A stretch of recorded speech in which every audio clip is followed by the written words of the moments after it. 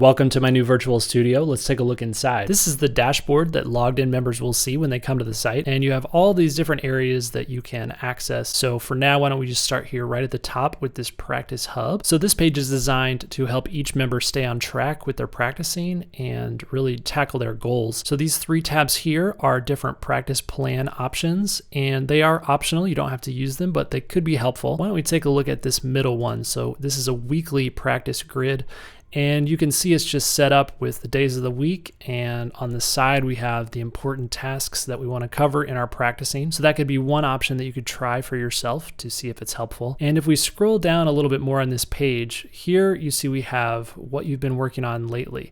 So this page will automatically update the three previous videos that you've viewed in the site. So if you haven't logged onto the site in a while and you come back and you're not sure where you left off, you can just come on this page and it'll take you right to those last three videos that you're checking out. If we scroll down a little bit further, this section offers guidance and specific lessons based on common struggles that players have. So you can see I'm unfocused in the practice room, or I'm struggling to play what I hear, or my time feel isn't as solid as I want it to be, or I want to enhance my jazz vocabulary. Okay, let's head back to our dashboard and let's check out the second section, which is this lessons tab. So here we see general categories for lessons in the studio, and I can click through any of these to get subcategories. So why don't we actually open up this first one, improvisation. So here you see we have 4 subcategories within improvisation, and essentially this is designed to help us stay organized and really pinpoint specific things that we want to work on. So we can check out chords and scales, progressions and language, concepts, or these short 2-minute lessons. Okay, I'm going to dig into a specific lesson in a second, but let's go back to our dashboard page again, and let's go into the next area, which is courses. So when we access the course page, this brings us to our course library. So each course combines multiple lessons that help you go really in depth with a specific topic. So you can see we have little descriptions here, and we can open a course. So let's start this Bebop Breakthrough course. When you first open this page, this is the course overview. And then on this right side, we see the lessons in the course. We also see the downloads for the course. And the download here is an MP3 folder that has audio tracks of all the lessons. So if you want, instead of watching individual videos, you can sort of treat it like a podcast and follow along that way. Let's open up this intro video. So here I'm just discussing the course, talking about what's in it, and explaining what to expect with the course. These blue tabs are different modules within the course, which help us keep all of our lessons organized. So I can open up all of these if I want to see all of the lessons in the course, and then I can highlight a specific course and click onto it. The lesson page will open up, and I have the video here, and then I also have downloads for this lesson. I can also navigate to previous lesson or next lesson. This particular lesson just has one PDF, although if I thought it would be useful, I included PDFs with multiple keys. So let's open up a different one here. So with this lesson, we're working on the tune Groovin' High, and you can see we have PDFs in B flat, E flat, C, and bass clef. And if I open up this B flat PDF, it takes me to this page, which I can print off or download or save or do whatever I want with. In this particular lesson, we are working on the melody, and then we are taking ideas from the melody and developing solo ideas from that melody. So this is 3 pages. And then the last page here, this is like a mini assignment for this lesson. I'm having you write your own variations based on the source material from the melody. This is essentially the concept that we worked on in the lesson, and now I'm having you put it into practice. Okay, let's come back to our lesson page, and I want to show you another cool feature for the lessons that include a lot of material. Let's see here. Why don't we check out internalize the scale? Okay, so this lesson is 9 minutes and 44 seconds long, and you can see here on the bottom, we have these different tabs here, and these are different chapters within the lesson that you can easily access if you want to jump to a specific point in that lesson. This is a quick way to go back and review.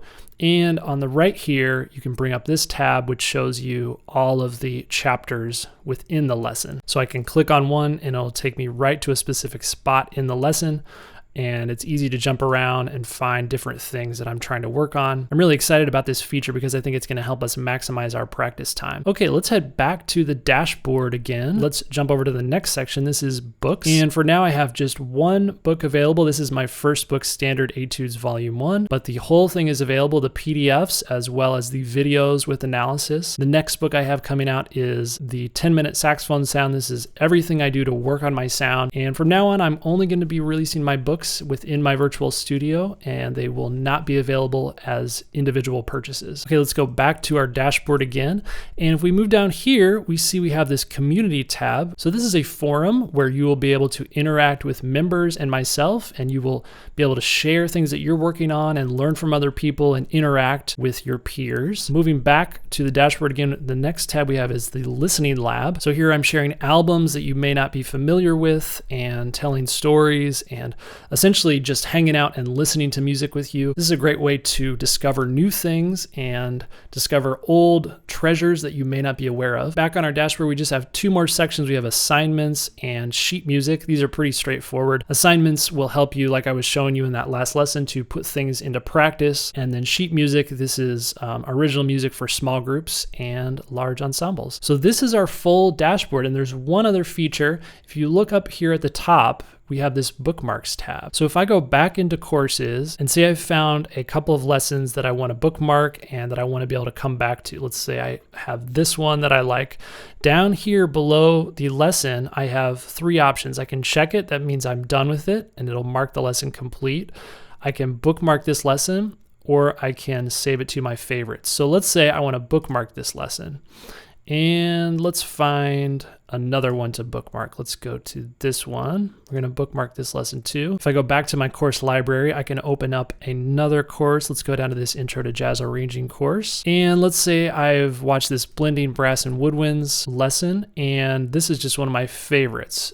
This is actually pretty long. This is 29 minutes where we have a lot of audio examples with different combinations of instruments. So let's say I want to favorite this lesson. So I'm going to star this lesson.